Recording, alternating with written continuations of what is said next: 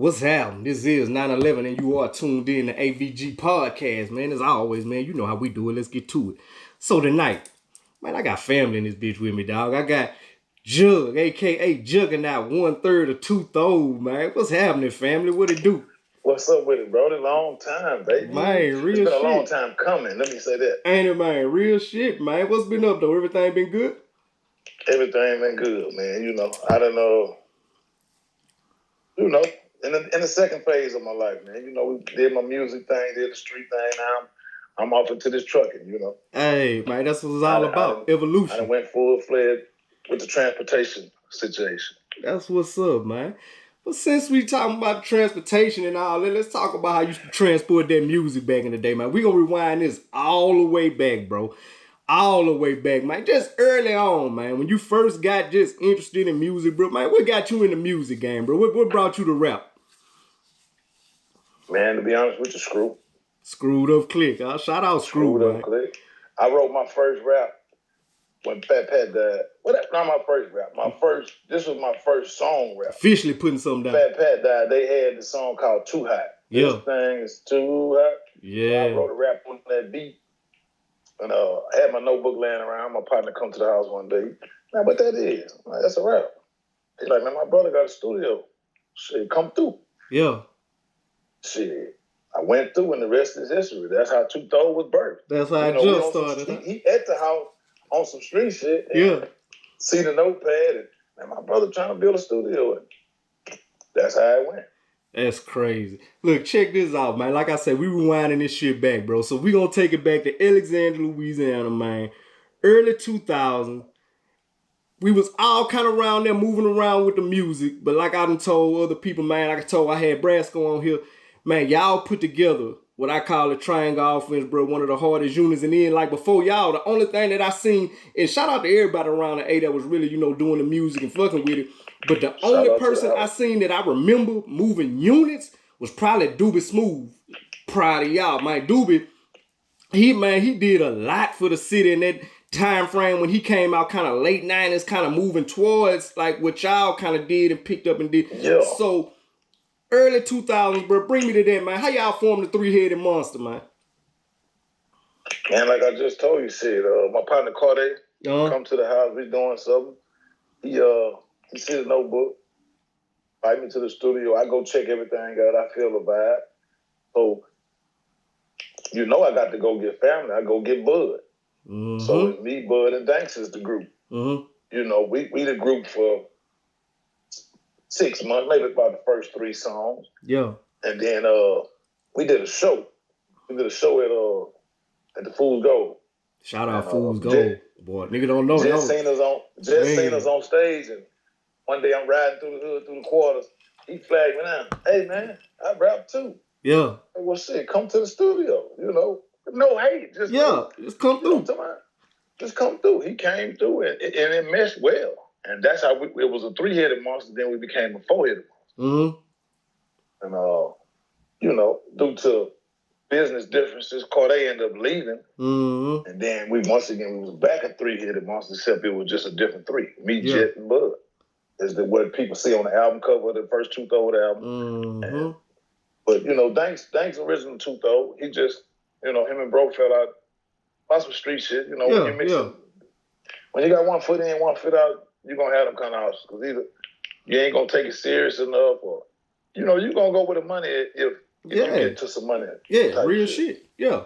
And, he just, and that's how we became who we were. We put the album together. And we did some numbers, Now, let me ask you this. Outside looking in, like I say, just looking at the group, when y'all put together that 3 right there, to me, the chemistry was perfect. You was the laid-back CEO type, headstrong, handle the business. Jet, you already know Jet a personality. You know what I'm saying? He was a big personality. So you never know what Jet was going to hit the stage with, what that boy punchline was going to be. And then that boy Bud was energy. You know what I'm saying? Like that, just that energizer that's going to come and just turn up whatever the song got. Everybody brought something different. Everything was needed. That's what I'm saying. So, man, just inside the group, man, how was that like doing that time frame of putting songs together, just being in the studio? How was that little vibe there? Man, it was beautiful, man. Like, it was some of the best shit I experienced in my life, bro. For real. Just them 2 throw sessions, man. We, the CEO owned a store. Yeah. In the hood, down Low 3rd off Bogan. And in the back room is where we set up the studio. So it's hot. I'm talking about, it might be hot in there. We got fans going. But them sessions and the music and the ciphers that came out of that. Yeah. Some of the best times of my life, man. Just everything on the way up is pure. Yeah. In terms of experience. Man. Then once you start to learn it, it becomes a job, and then you start to see the negative of the industry. Yeah. So that's why I say those times was the best, because for one, I ain't putting my bread up at this time, so I ain't understanding all this business stuff. Yeah. All I'm doing is going to the studio, crafting great music, doing what an artist's supposed to. That's when you get your best out of artists. That's why, I'll touch on that later, but that's why I feel like the second leg of our career never got to where it was, because I always had one foot in the streets and one foot rapping, and I didn't give it 100%. Yeah. Yeah. And Flip told me in '98, we did a show with them. He said, man, you ain't gonna be able to hustle, and you ain't gonna be able to rap and sell dope. Yeah. I'm like, man, what you talking about? All the screwed up clique do it. Yeah. He said, man, I'm just telling you, you ain't gonna be able to hustle. You ain't gonna be able to rap and hustle. And I couldn't figure it out. I swear to God, I didn't figure it out till 2008, 9, 10. Like, yeah. This what he meant. Because I had a lot of opportunities, like, I had a situation with DJ Khaled, me and Jet. Yeah. Go into that a little bit, man. How that came about? Okay, so moving and shaking. One thing about the industry, I tell you, looking like them, having jewelry and shit, got me through a lot of doors. Mm-hmm. So Johnny Dang actually hooked me up with this guy named Spiff TV. And hold on, before you get it all the way into the story, let me kind of break down what you're saying. Because when you say looking like them, niggas might think, you know what I'm saying, oh, boy throwing on chain. Like, nah, man, these boys was really out there getting money, really making moves, and was really, you know what I'm saying? Like, I done told people, like, I thought just the look and the brand that y'all was already putting out for the city, like, man, these niggas, you look on, you know what I'm saying? And y'all always looked on, you know what I'm saying? Because you was really out there doing it. But go ahead. So just, I got that situation through Johnny Dang. Mm-hmm. Johnny Dang had made my WDH pieces. I did with King Johnny and Johnny, TV Johnny. So I'm going up there to pick up a piece of jewelry. It's a guy named Spiff TV up there. Mm-hmm. That he was DJ Khaled's cameraman at one point. Yeah. Then he became Rick Ross' cameraman. All the videos you see with the Maybach films, that's Spiff. Gotcha. All the Ross Prime days, Spiff TV was his cameraman. Now Spiff is executive at Epic Records. Okay. So that's just to show you the evolution of the game. The boy went from cameraman. So he down there picking up Khaled chains. Mm-hmm. TV Johnny introduced me. He said, this Spiff, man, this my boy Jugg, up to whoop. This Khaled people. I want Khaled to host the mixtape. Mm-hmm. I'm like, man, tell him I want him to host the mixtape. How much you gonna charge him? Mm-hmm. Spiff get back. He say $7,500. I say, cool. We wasn't all the way through with it yet, but I'm knowing that's the DJ I want to run with. I said, when I get the songs, I'm going to send them to him, and we go from there. Mm-hmm. So I sent him this song that me, Jet, and Killer Corleone got called Yes Indeed. Mm-hmm. Khaled heard the song. Scrap hosting the mixtape. I want y'all boys down with me.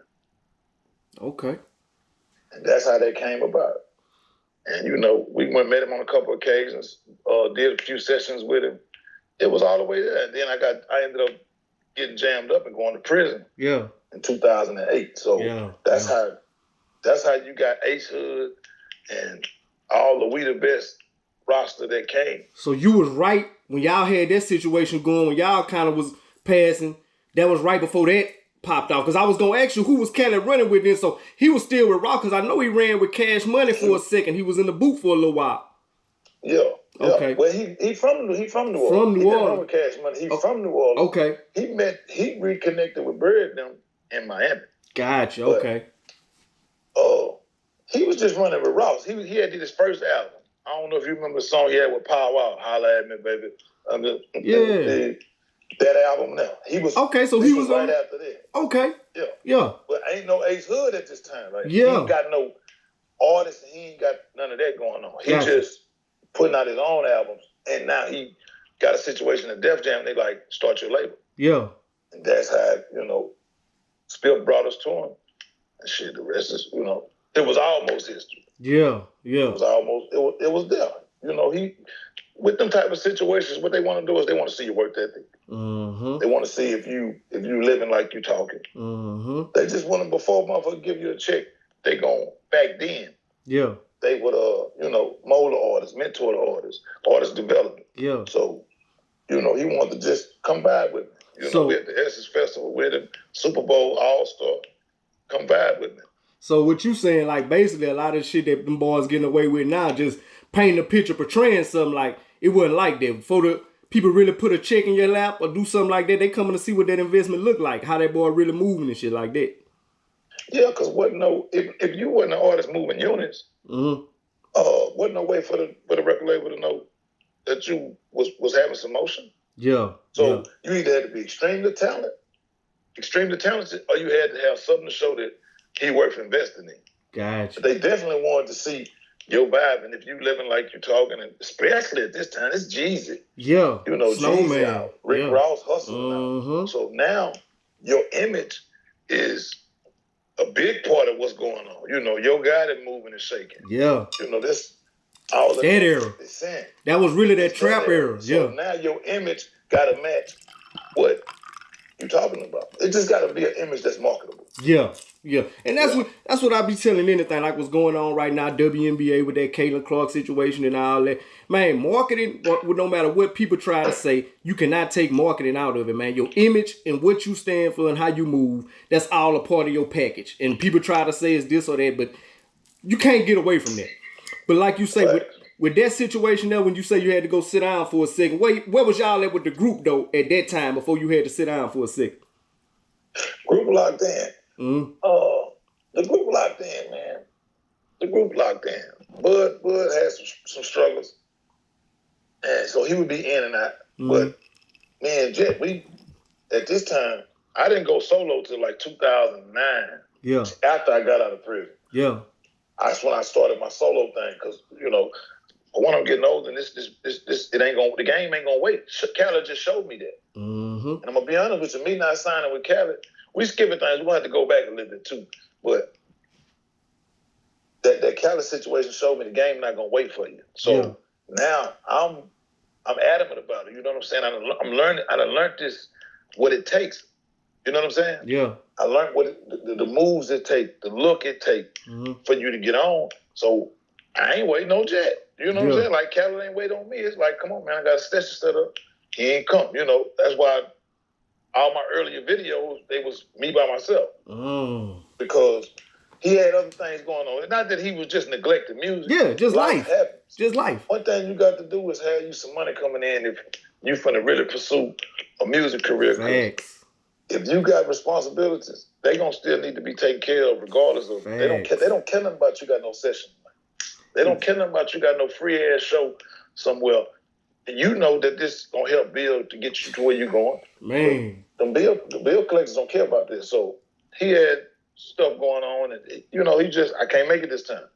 And I'm on some shit. The show got to go on. He all through my first solo mixtape. He all through it. 7, 8, 9 songs on there out of 18, but he just had other responsibilities, Yeah, and see, that's what people don't say. I'm glad you touched on that, man, because a lot of artists, when they hear this interview, I really want them to understand that when you in that grind process, everybody not going to see that vision. You see the end game, you know what I'm saying? When you trying to get to the end of the road, all they looking at is like, man, you doing this, you going to the studio. All they looking at is what you putting out, because you ain't going to see that comeback with music right quick, and it don't work like that. You got to put in that leg. It don't work like that. It don't work like that. You got to make the product before you can sell it. So they let you know. Right there. You made a project. Yeah. It's 6, 7 months. Everybody can talk that I go in the studio and spit a verse in 15, 20 minutes. But, man, to get the sound you're looking for, it's going to take some time. It's going to take some time. Lil Wayne can go in the booth and spit a verse at the drop of a dime, and Biggie could too, but it still took them a year plus to put the album together, because you just got to have looking for a sound. It got to be a sonically sound. Yeah. And for you one, just put in and everything you record out. And for one, what people don't understand, them first few years, I don't give a damn how talented it is. You still finding your sound. You know what I'm saying? You still finding your sound. You finding your sound, what your lane is. You know, man, people don't know. From standing on the corner like you say, Bud, that's family. Man, me and Bud stood on 7th Street in the Valley when EJ Snack partner came from Austin one time. Man, they was just throwing on tracks. We ate up tracks all night. But from having talent just spitting shit on the street, from going into studio structure and songs, that's a totally different ball game.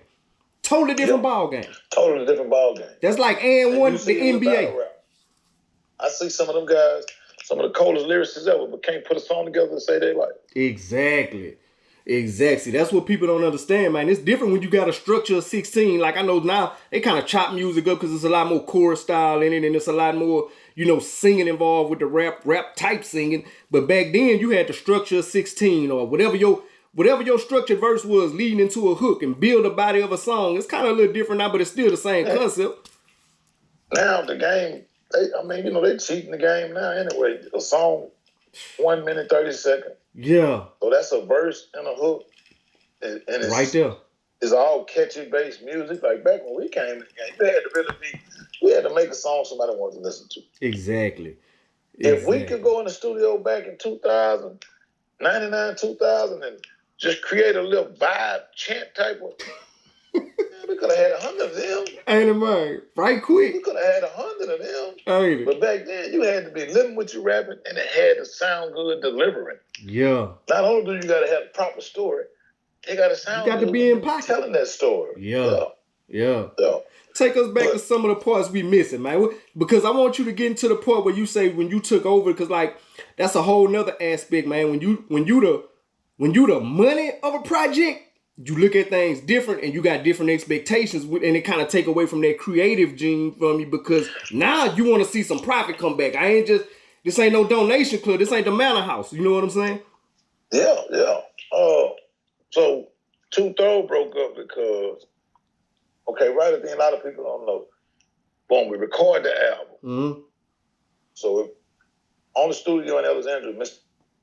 Pratt. I don't know if he platinum artist. Yeah. He used to do country and everything. The first verse I recorded in Pratt's studio. So we got a whole album sitting at Mr. Pratt's house, and the CEO was going through something or whatever. He just stopped abruptly. Mm-hmm. So, back then, I probably paying with $5,000-$10,000. Yeah. But it ain't my job. For one, I wasn't in the mindset to say, well, you know what, I'm gonna pay for it, because I was in the mindset. I want to know, am I gonna get a CEO check type of shit if I start to do CEO duties? And that's what I just started learning the business as we going. I'm listening to that. He started going through money problems. So 2 Clean stepped in, his brother, the CEO brother. 2 Clean stepped in and pressed the album up, and we started the distribution process. Mm-hmm. And so boom, after that, we signed good deals. I got an uncle that's a lawyer. Uh-huh. So, uncle helped us do everything with Thow'd Entertainment, Thow'd Outlet. Mm-hmm. So we did 1 album and 2 party options on the second project. Mm-hmm. So when Alder kind of bagged that and say he, was sick of the music or whatever, dealing with personalities, him and his brother, done fell out, and money probably ain't where it was when he started. He had $1 million to the good when we started the projects. Mm-hmm. Losses happen in the streets. He down to $100. Man, I ain't putting no money in no music. Whatever his reason was. Yeah. It wasn't nothing but one thing to do. Like, keep it going. Like, I saw what the impact that album had. So that was major. Boom, we dropped the album. We take off. Yeah. That year, we was at this time when our album, we outsold Tupac and Jay-Z. I need to Google the album. Man. Whatever albums they dropped. I ain't even know that. Yeah. Listen, in Louisiana, see, let me tell you how they know back then how they found out what music is popping and what music to order from the distributors. Mm-hmm. They had a pamphlet, and they're going to have all their top sellers in there. Mm-hmm. See what I'm saying? Mm-hmm. It ain't no different than if you're a restaurant. Yeah. You're going to have your best food on the first then page. You're gonna have your fillers second. Gotcha. Same thing with this pressing plant. Gotcha. Where their distribution is called Gonzalez Distribution. I know about They that. print a pamphlet. And anyway, they want to show us at this, for these 2 or 3 months, this the top selling CD, this the top selling music, and they're coming out of my distribution. He distributed the whole Louisiana. That's crazy. So I saw the impact it had, the shows we was doing, and I had a bug. Yeah. I say, man, I ain't gonna quit. Yeah. So now I'm on my CEO kick, you know what I'm saying? And we all were CEOs of WDH at one point, on like verbally. We all CEOs. We equal. We just seen, ain't no power structure. But of course, then when it come down to business, whoever paying, they gonna recoup. Naturally, the business got to change. Yeah. We start out everybody CEO, so you give everybody the opportunity to kick in. And for whatever reason they ain't got it, they don't feel like it. Some people, I ain't in it for that, type of shit. Yeah. Whatever their reason was, I was. So I'm paying for everything. So that's how I ended up just inheriting the role of being CEO of WH. And, going and get my company LLCs and registering us with ASCAP and whatever we need to do to function as a real entity. Yeah. So that's what made us break out on our own and start doing our own thing. Now look, let me get you to explain this for the people, bro, because I always hear them cats up top, up in the East Coast say, if you make it here, you can make it anywhere. Let people know, man, about where we at as far as marketing wise, and where we at as far as like, just Alexandria, Louisiana, like everybody knew about the Hot Boys, everybody knew about, the Cash Money Click, everybody knew about Shreveport up top. But our market, our city was one of them cities that was slept on. So when you say moving units, people don't know, like, man, that wasn't no easy shit to do. And when you make it in the A, to me, I respect it, because to me, Alexandria was like that St. Louis market. How Nelly put St. Louis on his back and brought the whole country to his region. Like, nah, this is what we doing with the underlay and the EI. Like, man, let them know, like, when y'all moved units, this wasn't even no music market where we from. And y'all put up numbers like rappers. that. You just said it. Dude was Smooth, the first rapper. And I think, a large part of his success was probably isolated to Ellie because it was new and he was jumping. He might have had out-of-town fan base. I don't know. He was before us, so we never got to tour with him or do no shows with him. He was all the way out the game. So that's why I assumed it was it was more local. Yeah. Because the impact he had, he should have still been bumping into us at these crawfish festivals and these Bayou Classics. That Swiss Sweet Perfecto was ringing for a long time. That's what I'm saying. So I think his success was more back home, but man, we in Lafayette with it. Monroe, one of our major markets. He was doing probably a show of money in Monroe. And it ain't but 2 or 3 clubs. Yeah. So that letting you know they want to see it. Ain't it, man? Lafayette, Morgan City. We did a few shows in Baton Rouge, but that wasn't our market. Yeah. Shreveport. We did some work in Shreveport with Jabba Jaws. Yeah. That was the program director at the radio station down there years ago, in that time. He the one. He Bebe OG. Gotcha. Jabba Jaws is Bebe OG. Gotcha. Now look. Now our city, even though we're Louisiana City, now when you come to Alexandria, you're gonna have a Texas feel to it. You're gonna see swangers, you're gonna see candy paint, you're gonna see, some of the swag, some of the same lingo, because a lot of the business, now I ain't talking about music, but a lot of the business kind of cross-talked. And so we had a heavy, like Houston influence. Explain to the fans like how that kind of transpired with y'all and how y'all did a lot of business with Houston. Like you say, you got a lot of big homies out there as far as R.I.P. Pokey, man, as far as Pokey and the SUC and the music y'all did with him and how they came about. Street dudes laid the groundwork for that. Todd Tanner, they had already set up the Alexandria flag. If Alexandria had a flag like the United States, we had one planted in South Park, Houston. Yeah. So by Todd and Lil E, like Kiki rapped about Lil E car. Lil E's one of his most famous. Lil E's Lexus on the final chapter. That's Alexandria. So we already there. So anyway, I do a show let me see. I met Poker first. Yeah. We booked Poker for a show in Negative. Yeah. And we opened up for him. You know, that's how ahead of the game we was, bro. Yeah. We don't know nothing about nothing, but we understand how to put ourselves in front of this crowd. And that's how we transcended. What I told you before we started, you're a marketing major, man. Having the fan base. Yeah. So we booked Poker, and we opened up for him. Boom, meet Poker, we build a rapport. You know, once we tell it, man, I know such and such, we locked in. Poker introduced me to Kiki. Mm-hmm. And then me and Key locked in. That's my nigga. That's bro. You know what I'm saying? Yeah. So I got about 4 songs with Key, and I got 2 with Pope, 1 with Hog, 1 with Den, 1 with Billy Cook, 1 with Killer Calleon. Yeah. And that's all, you know, H-Town. That's the legends, yeah. Yeah. And yeah, that's how that work. That's how that work was. And then I made that studio. Like Key brought me to the studio. Dan had a studio.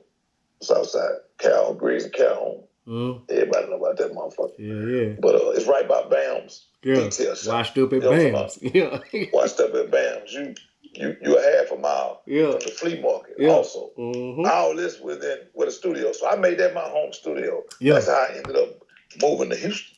Okay. You know. Yeah. Outside of my job, what's paying my bill, it was like a no-brainer. Yeah. Like, why not? Ain't no matter. You hear all the time. All the time. You know, I go down there 3-4 days out the week, book studio time, take care of business. And you need to, and I move. Yeah. I move. And I was already thinking about it anyway, because I wanted to put my kids in a better situation, you know, back home. You know, either the females working at Clico, the city, or Alexandria, or Walmart. Or they D-boy. And I got 4 girls, so I wanted to make sure they had options. You know, that wasn't going to be their only option. You know what I'm saying? Man, what you touched on right there is so major. And because our city is not a lot of opportunities in the city. So like you say, it's only plants really around the Procter & Gamble. If you ain't shooting for Procter & Gamble, know somebody to get you in there, the plants you name, you really around there struggling. You know, everybody fighting for them 4 major jobs, and then you around there scrapping for what's left off of that. If you ain't one of them major families or cool with somebody to get you in and know somebody to know somebody. Who you know, and that's what I like about Houston. It's not about that. It's about how qualified you are, and how hard you gonna work. Man. Yeah, somebody can put in the word, but that don't guarantee you the job.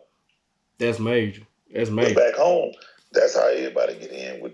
So I wanted to give my kids a better opportunity. I felt like I outgrew Elliot. Yeah. You know, at the time, I felt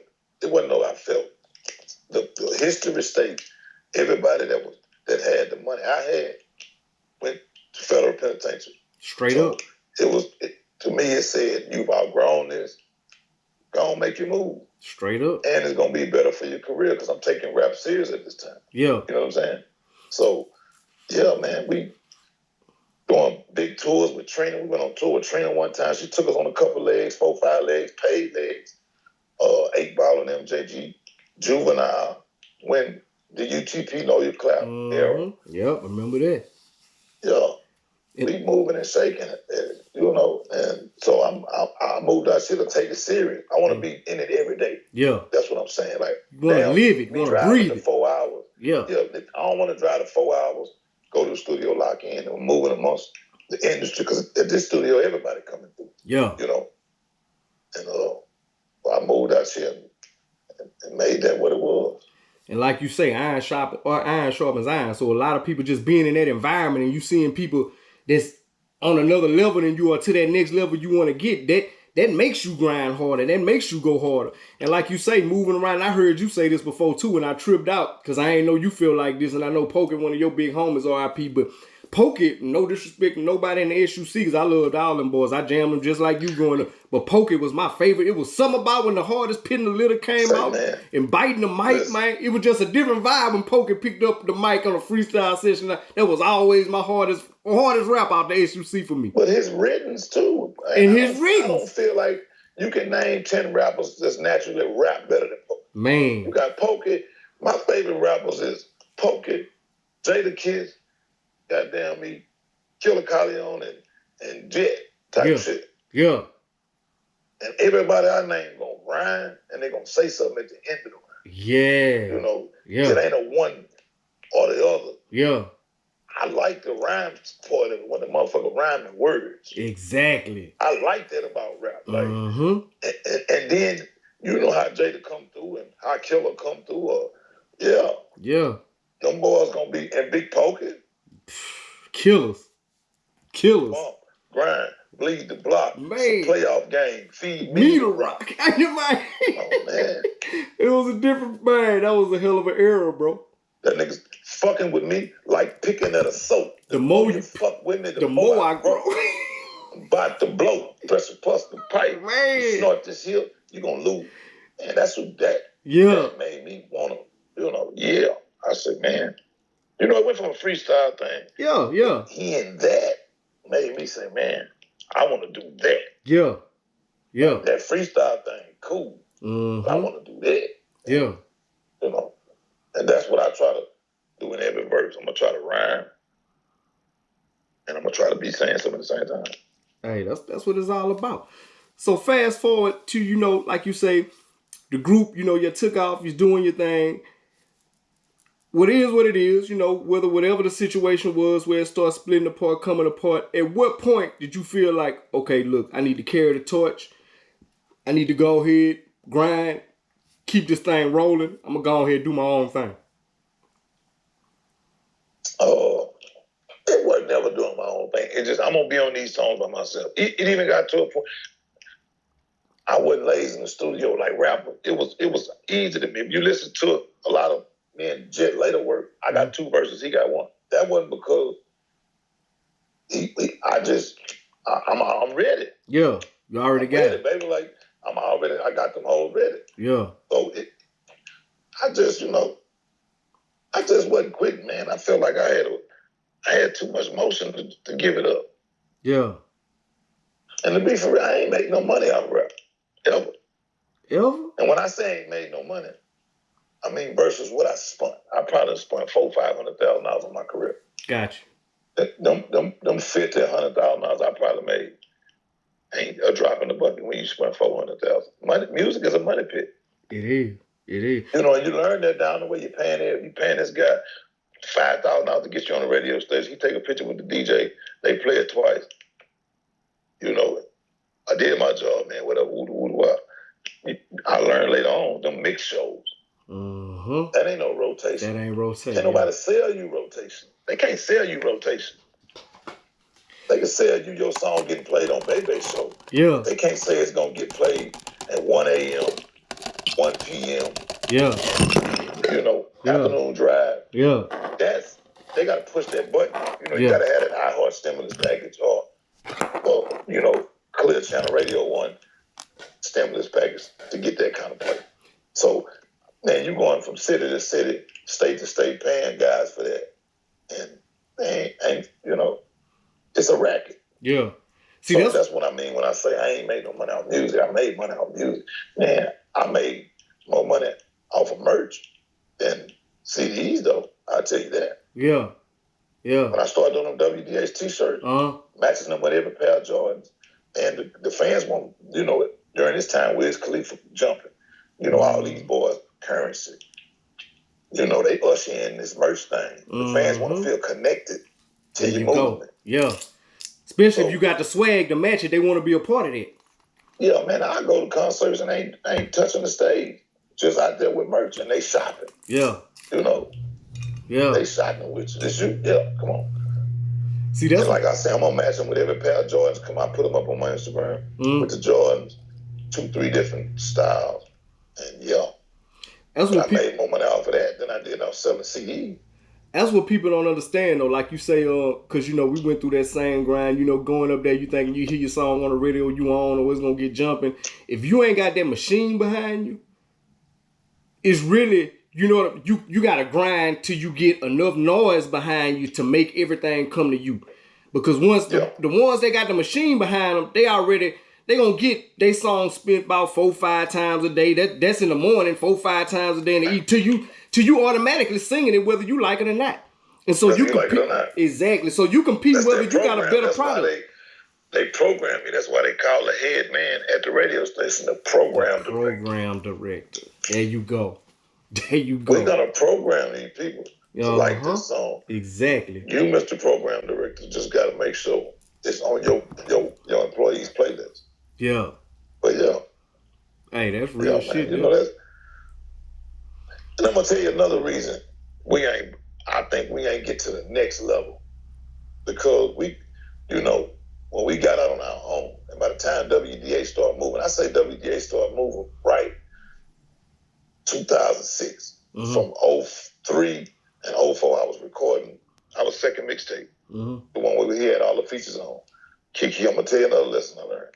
But I had all the features, 8 features, screwed up, click the most jumping people in this region. So you got them, back then. Automatic. We go to the store. We gonna see who featured on there. We gonna grab it. On GP, ain't never heard Flip it over. You know that. Yep. And who they got on that? They got a key post. So at this time I'm following that trend. So I go feature everybody. And it was great music, my idols. That alone, shit, I could have died then. Back in them days. Yeah. I just work with everybody. I idolize the people that reach the pinnacle. Man, these boys my peers, and they respect my pen. But I thought that was gonna blow us up. You know what I'm saying? Yeah. Oh. I don't even play the ball game, but that sounded weird. Yeah. I thought we were gonna blow up off of that. Yeah. And they did good. We probably sold 10, 12,000 units. Or that you fucking with the best, the second one with all the features and shit. We sold 10, 12,000 using it out the trunk. At Pookies, this one Pookies jumping. Yeah. I forgot the boy used to be across the street from Sitgo. He was jumping. Yeah. And we had sound good at that time. But, yeah, man. But we came in when the music was changing. It was going digital. Think about what I'm telling you, 06, 07. It wasn't but 4, 5, 6, 7 albums go platinum at this time. Yeah. You know what I'm saying? Yeah. Because the music was changing. It was going digital. iTunes, Napster, kicking their ass. These websites, coming out. So that's another reason Southwest Wholesale closed down. Remember I was telling you about Gonzalez? Yep. Gonzalez gets you Louisiana. Southwest Wholesale can get you in Arkansas, Oklahoma, all of Texas, and Louisiana, because they can do business with Gonzalez. Yeah. So when we come out with our best work, and it's a professional, both of them was professional, but I'm saying we got features now. It's legit. Another level. Yeah. It's another level. We just stepped it up one. When we come out with that project, like I say, Southwest Wholesale closed. So now, if you don't know your mailing list, like Slim Thug and Chameleon now, if you don't know your mailing list, who you sending 20, 30, 40, 50 CDs to, your customer base, every mom and pop store in a 500-mile radius, if you ain't got that there, you just had to be riding and trying to sell them the conventional way. And we still did a 12 ball. Yeah. 10, 12,000. I pressed up 12. So that's why I say 12. But I know out of them 12, we sold 10. And another 2, you're going to give them away. Yeah. You're going to consign them to places you never go back. You know what I'm saying? So, we lost a couple grand like that. But, yeah. But we came in, we went on our own. We took that leap of faith. Yeah. When the game was changing. Yeah. That Southwest Wholesale Robert Gilliman, man, made boys millionaires out here in Houston. Real shit. Our partner then Screw was going to pick up bags. Rick Shop. Yeah. Rick Shop got the priority situation. But they were Southwest Wholesale all the way up until that one album with Mo, the second album. But everything before that, Southwest Wholesale. That's who them boys were going to pick up, $100,000, $200,000 checks every month. Man. But Rick was moving units, man. Yeah.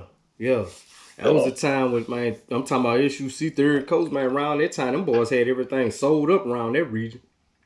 Yes, sir. I'm gonna tell you another thing too that I learned. I later learned when I started my own thing, and I'm going cash. I'm cashing boys out for Beats, Big Chris. He produced the whole Untold Fulfilling Dreams album, the first one. So I'm shopping with him, and he said, "Man, I got something I want to tell you." I'm like, "What's up?" He said, "Man, you know how I got paid for y'all for the producing that album?" I said, "Nah, how?" She say, what y'all publish? I was like, huh? He said, yeah. He said, cuz Trader nigga publishing. He said he gave me some upfront cash, but he gave me the outside of the publishing on the music. Yeah. I later learned that, about 2 years after we left. But of course, I cleared it up. I'm with ASCAP, so they didn't even know how to go get the money though. Yeah. You know what I'm saying? Yeah. Nobody knew. They didn't, we all learned it. It's just some words. Yeah. You know what I'm saying? These really just some words. They didn't know how to go get the money. So when I go register with ASCAP, I got real royalty checks, you know what I'm saying? Yeah. From Europe, and to tell you on the check what region this shit come from, That's crazy. $150, $200 royalty check from Europe. No bullshit. That's crazy. Yeah, fuck my head up. I used to let my mama, used to go to my mama's house. I let her keep my, I'm just proud to keep the stud for me. Yeah. Shout out Mama Audrey too. But I think about her every time I go get cologne, man. She know me and my daddy like to smell good, man. She used to keep us laced up back in the day, man. Shout her out, man. I tell boys right now, I got 50 bottles of cologne right now. And boys, man, how you good, man? My mama worked at the plate. I'm talking about what's the plug? Was the plug gonna have me on everything? All the latest, whatever. Yeah. Man, she used to call the house. Hey, this in. Hey, Reb, you need this. Hey, I'm in that scheme. Yeah. I ain't one of them dudes, man. I had a mean run hustle. Like, saying some real paper. You know what I'm saying? Yeah. But I ain't get in hustling out of, because, we fucked up. Nah. I got into hustling because, I'm watching my mama try to work 2 jobs to buy me polo and all kind of. Nah, man. You know what I'm saying? I'm going to go get it. Yeah, I'm going to go get it. I'm going to ease her load. I'm going to start kicking back on something. Yeah. I'm the only child, so, that's my mama, but that's like big sis. So, man, I'm going to kick something in. You know what I'm saying? Ain't it, man? And that's how I got in the streets. And not to mention, I could walk up my grandma's house, and it's right there. Right there. Everything. You ain't got to move a muscle. You walk out the front door, go stand on the sidewalk, and it's money right there. 20. You got a 20? Right there. It was inevitable. Yeah. But, I don't, that ain't nothing I'm bragging about. I'm just saying, that to say my mama, I come from great upbringing. I hustled because, motherfucker want to be doing some shit they weren't supposed to be doing type of shit. Like you say that. I'm also, I want the J's and I want this and I want that and I don't want my mama to have to. Like you say that though, Jugg, I'm going to tell people right now listening to this, man. This one of the few cats, me and a couple other my cousins, like I say, this family, man, I done been with from the church house to the trap house. Like, man, these boys stood on something, had fundamental, manners, respectable, was solid, even as kids. Man, from the church house to the trap house, I done seen these boys moving around and operate in different spaces, and they the same. You know what I'm saying? There wasn't no compromising themselves, wasn't no trying to fuck over nobody in the streets, wasn't none of that. You know what I'm saying? They ain't never attached to no bullshit. So, man, I just respect you for always moving like that and staying solid. Appreciate it, bro. Yeah, man, we, Rev, God forgive us, but, man, me, you, and EJ in the back of the church house throwing up gang signs. Wildin' young, man. I mean, just wildin', just youngsters, man. Wildin', just youngsters, just doing young stuff. I mean, look at us now. We great individuals. Family man. So that's just a part of the past, something we went through, but it's our reality. Yeah, we were naturally in the back, popping it. You know what I'm saying? Real shit. Yeah. Jugg, man, look, before we get through with all this though, man, I got a question for you, man, because this is what I always ask all the cats like us that was around there moving around with the music at the same time, because they got this next generation, they got this next wave. My little kinfolk boys, he in that wave, he doing it, he doing this thing. Why the A could never catch that true buzz and just really take off like it was supposed to, man? Because like you say, with y'all group, with you, with Jet, Bud, man, Bars, me, man, we had a lot of talent floating around that city, man. What was the one thing holding us back that you maybe could put your finger on and say, man, if we could have did this, what you think? Man, it's about the opportunity, bro. Just wasn't no opportunities. I don't Ain't nothing, nobody you named did nothing was trash type of shit. Like what I'm saying is the music was good enough to do something. It's just the opportunities was limited where we were. Mm-hmm. And, Master P messed us up because we thought we could start these record labels and go out the trunk and do it ourselves. But you got to have a team. Now you hear everybody in the game rap about team. Yeah. But, in that area, was out the trunk, Master P, Cash Money, whoever else, Luke, Yeah. But you got to preach that team. Man. We didn't have them opportunities, bro. Yeah. It's been for real. Yeah. It's about looks. You got to get them looks. Yeah. And them looks didn't come to Alexandria often. Yeah. And when a good look did come to Louisiana, you got a whole New Orleans rappers out there get a look before we would.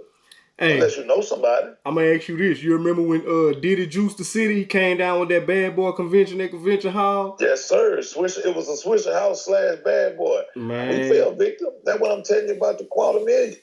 We paid $1,500 for that bullshit showcase. Facts. And I never forget it. We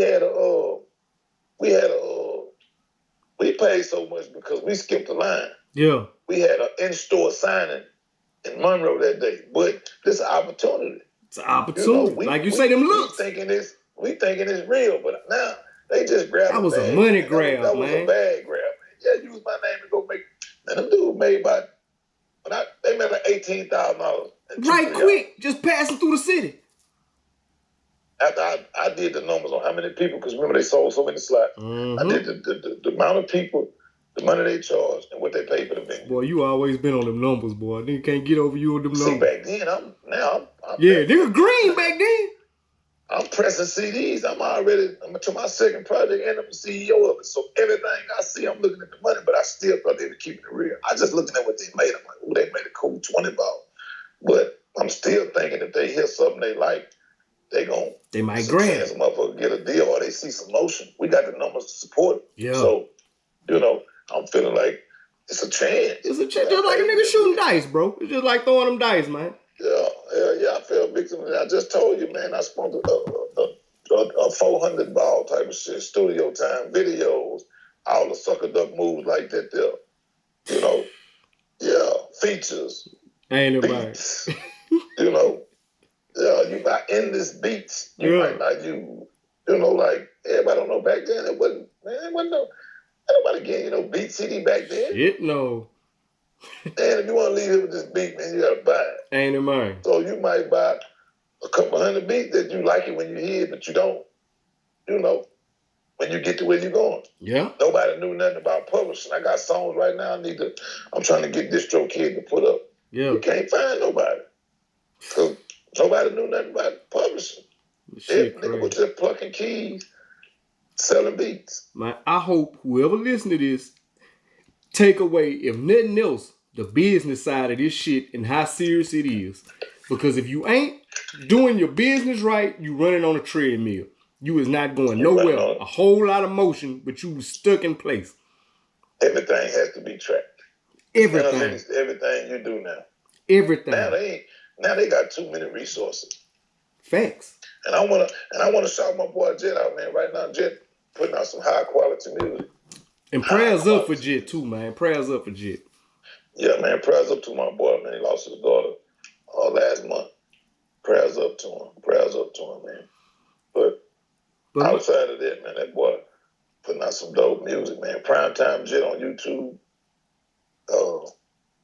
Instagram. Yeah. Check him out, man. He putting out some, I'm more on the managerial side.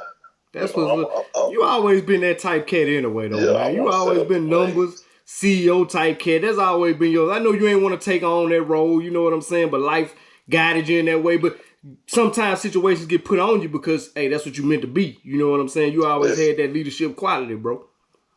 I don't even want to keep referencing this, but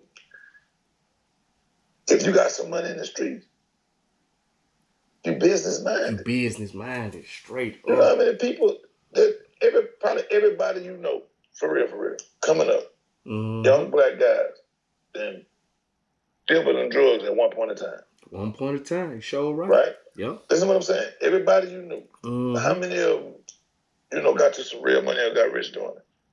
Because everybody don't understand the concept of it. It's business. You got to understand that I need this to regroup with. I need this to rescore with. I can't spend no more than this if I am going to fuck off. I don't need to invest off nothing because I need to be trying to buy double what I bought last time. Everybody don't have the concept of it. It's the same if you a car dealership and you stocking your lot with cars. Okay, I had 8 cars last month. I'm going to try to push to 10 this month. It's free 12. Game. It's free game, y'all. That's it. So it's free game. It's business 101. Listen to this man. Everybody that probably touched dope at one time, a middleman something, and everybody ain't get rich. So, and I done been rich. I done went up. I done made 100,000, went broke and got it back again. That's how it happened when a nigga drug trafficking. You hit licks and take losses at the same time. Gotta say your bread or you're hustling or you out your mind. I ain't lying. Black is hard than a bitch. When you broke, ain't nobody about to give a nigga shit. But I'm saying all that to say, I done been up, I done been down. And a hustler gonna know how to level it out. You know what I'm saying? Straight up. But, yeah. Man, look, before we get up out of here, man, anything you got going on now that's coming up, you coming back on. You just automatic. We got a lot more meat on the bone, bro. We gonna definitely touch on. But anything you want to plug, anything, clothing, anything you want, stores, anything you got going on, man, let them know what's up. Man, shout out to my son, that boy in New York right now, doing his first, his first paid acting gig, but his biggest acting situation. He's gonna be there all summer. Shout out Jet, man. I'm pushing Jet, man. I stepped away from the mic. I ain't G4 scared to pass the ball. Yeah. Man, that boy got something. Yeah, real shit. And I want to put out a tape again, but I'm talking about on a serious tip. Like he got some stuff, man. Yeah. He could catch one. Yeah. He can catch one. Yeah. And it ain't got to be, man. The game different now. Yeah. You could catch one. That's it. Online. That's it. He got some good stuff. Yeah. He can catch one. So as long as you can produce music like that, why not keep doing it? You ain't got to quit because nobody says so. It might not even be about making no money off the music. Just what Everybody would love to be rich off rapping. Yeah. But you know how good it feel to put a CD in or go to iTunes or whatever and hear your music. Ain't it, man? And don't mess around and be good at it. Man, that's a good feeling to be like, man, I naturally made this song. Man, that creative gene, man, it run hard through all of us, man. We all had that creative gene that we just want to put out good shit, good product. It wasn't, because like you said, we didn't see no money back in the day, but it was just putting out that creativity and just putting it out there, seeing what the reaction to it, getting that feedback like, hey, man, boy, I felt that verse, or you know what I'm saying? Look, we aiming to get some money. We aiming to get some money. You know what I'm saying? Coming in and making no money. Everybody doing it for free in the beginning. Yeah. I want to shout out all the other artists in LA too, man. Anybody that was stood in front of that microphone and breathe your breath on them, man. Shout out to you. You made a beat. And shout out to you. And I respect it, man. They got some young dudes that I hear periodically. Schizo Rico, man, him got one. Man. They got some young dudes in LA. Tough. I hear it out, like, I just hear it. Yeah. They got some stuff they can really do sometimes. Move some units. It's just that look, man. Yeah. All they need is that look. That's it. Yeah. Look.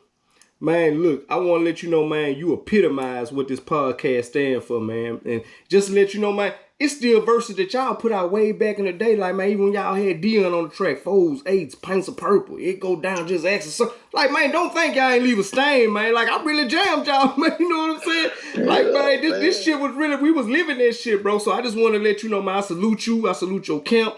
Everything you stand for, like I say, you epitomize what this podcast stand for, man. Always visualizing your goals. And after that, accomplishing those visualized goals. 9/11. Likewise, bro. Jugg. I'm proud of you too, bro. Like, I've been supposed to came on here and support you. But I definitely had to come support you just like I did when you embarked on your music journey. We got music together. Yeah. So I'm going to support. That's one thing I'm about. Nobody can say Jugg a hater. Nah. If they do, they lying. Facts. This boy that was in Sound Good, that, it don't mean that. I mean, they probably ain't make no money off it, but just to be able to go tell your people, you ain't even a rapper. You just got a dope verse. Yeah. I'm not a hater. Yeah. Facts. I'm in Sound Good, mama. You can go buy this CD and I'm on it. You know what I'm saying? that was just always me. So I'm a support, man. I'm proud of you. Keep doing what you're doing. We need more content on our city. Straight up. Because, man, we got some hell of a stories, man. We do. A lot of them, but we got all of them, but a lot of the best ones are street-based. You know, we got the Juan Pierre, DJ Chalk. We got some athletes stories like that. And that's what I try to do. Try to highlight all the ones that Mel Sheikah, you know, all of the women, everybody that's doing something positive, and let them know, hey, our city really got something to say. We, like you said, with the music, just need looks. We just need views. And that's what I'm trying to plug in that gap to let people know, like, hey, don't overlook Sin-Law, bro. We the pipeline. Whether it's Shreveport, New Orleans, you got to come through us. You know what I'm saying? Hey, where I can order my shirts at? Hey, you family. You go straight through me. I'm what size you need. That's all you got to tell me. 1/8. I got you.